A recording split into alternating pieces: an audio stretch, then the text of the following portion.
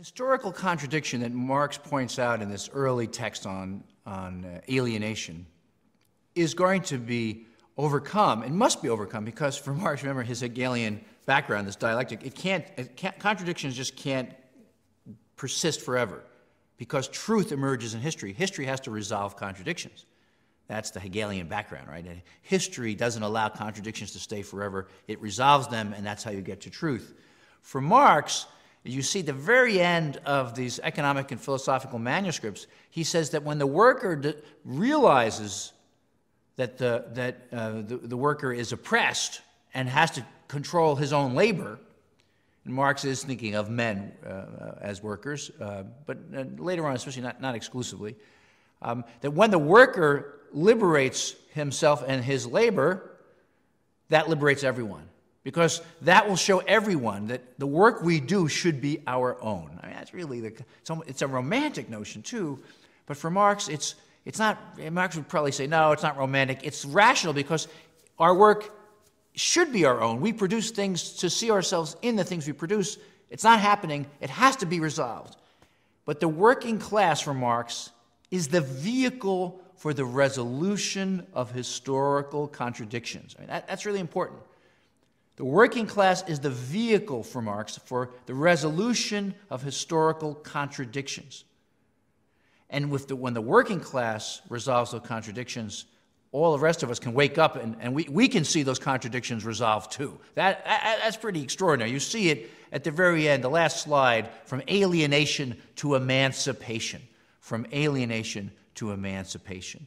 And emancipation is the name of the game in the next text we'll look at from Marx, which is, the next text is the Communist Manifesto, written with his friend and supporter Friedrich Engels, just on the edge of revolutions that sweep across Europe in 1848. Just to remind you of some of the historical background, we spent a lot of time on ideas and art in this class and literature. We probably should spend a little more time on historical context. I told you in a couple of lectures ago about Rousseau's influence on the French Revolution and the Reign of Terror in 1793. We didn't talk about, although many of you will be familiar with, Napoleon's rise in the late 1790s, and then his domination of Europe in the first 15 years of the 19th century.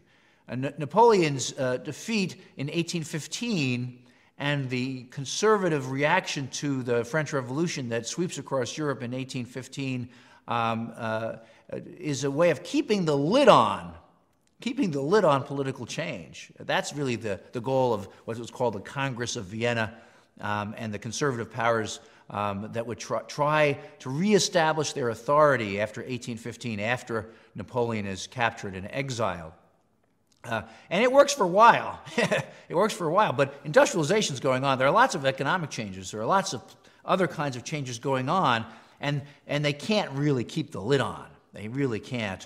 In France, as Charles X comes to power in the 1820s, but by 1830, there's another revolution in France, and Charles X is deposed. He flees to England.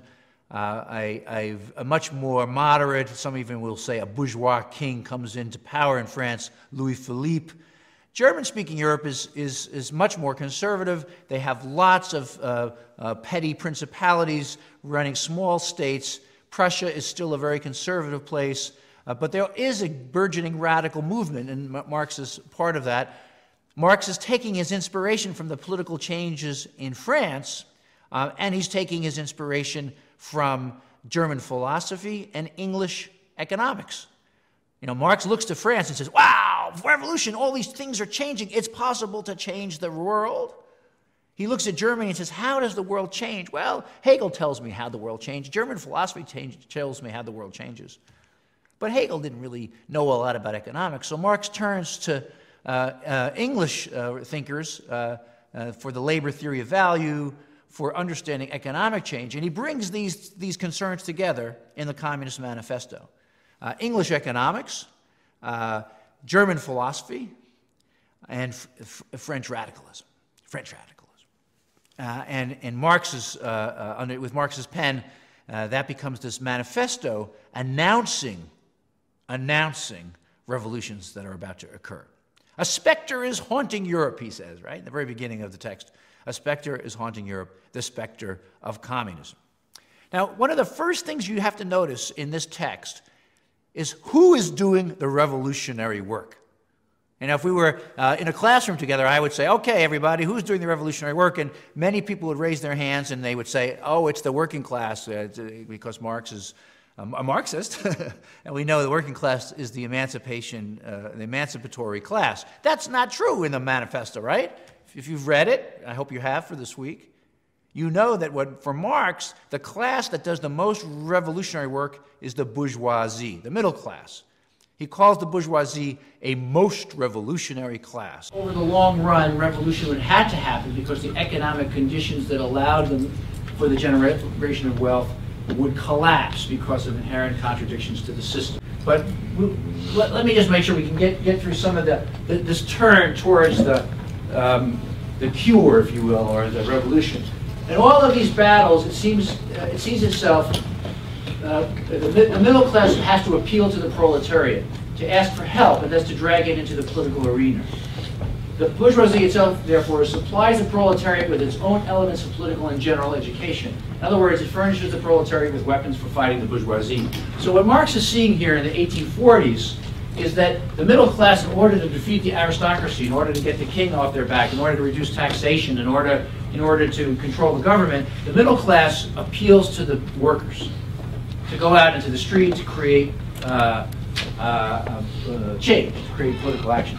And what happens afterwards is that then you get rid of, let's say you get rid of a king, and then the factory owners say, okay, we're done, and the peasants or the workers say, hey, we're not done. We want actually equality of wealth. And then they go, oh, we just wanted to get rid of the king, and now we'll be okay.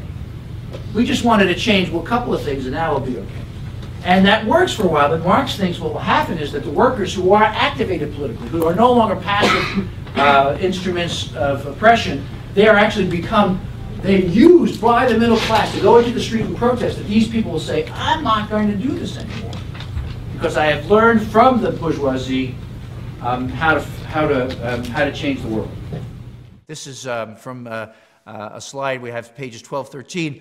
The bourgeoisie, he wrote, has stripped of its halo every occupation hitherto honored and looked up to with reverent awe.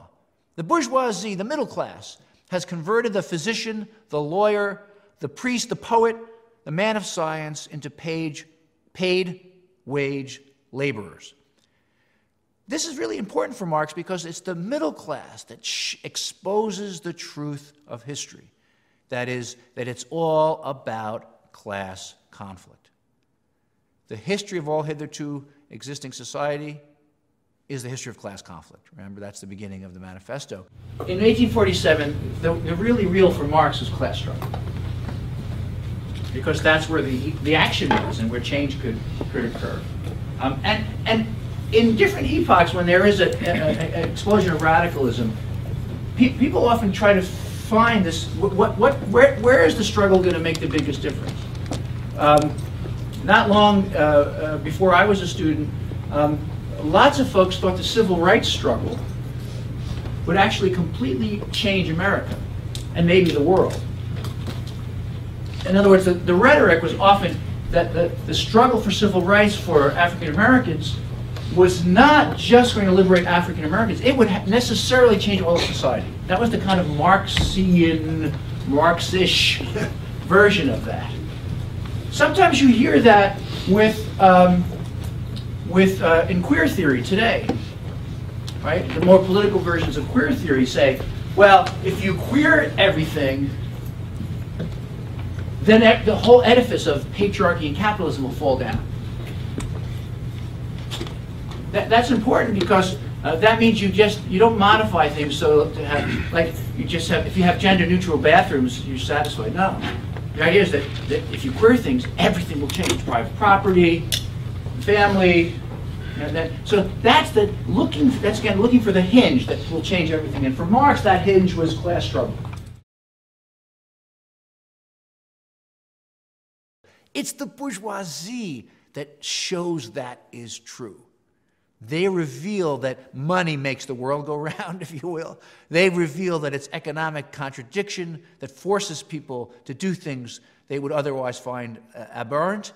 And it takes all of the sentimental disguise away from the occupations in the world around us. It takes away the lawyer, the priest, and the poet's sentimental disguises. He writes, the bourgeoisie has torn away from the family, even, its sentimental veil, and it's reduced the family relation to a mere money relation.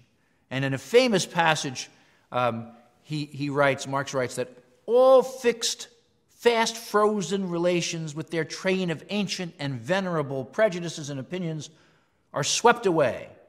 All new-formed ones become antiquated before they can ossify.